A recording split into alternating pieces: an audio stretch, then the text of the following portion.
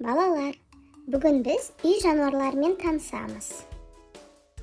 Bu bizde at. Attың balası құлын. At ne жейді білесіңдер? Alma, шөп, қант жейді.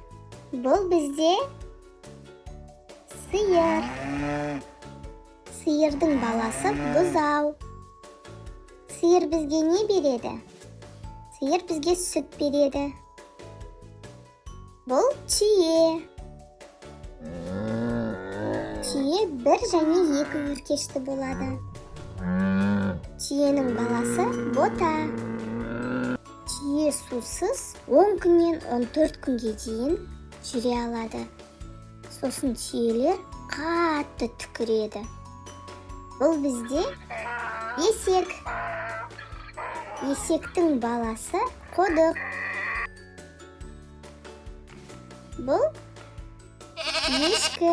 Ешкінің баласы лақ. Ешкі бізге сүт береді.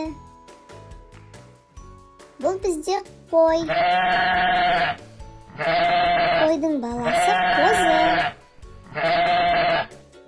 Қой не жейді?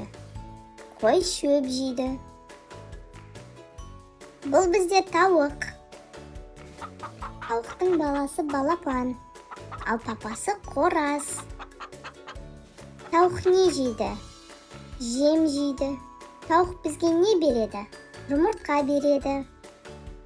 Бұл бізде қоян.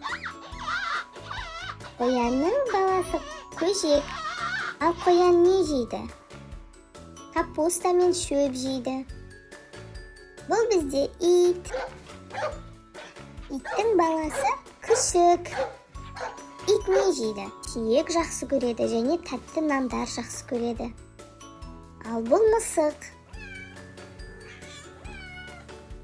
Мысықтың баласы марғау. Мысық не ішеді? Мысық сүт жақсы көреді.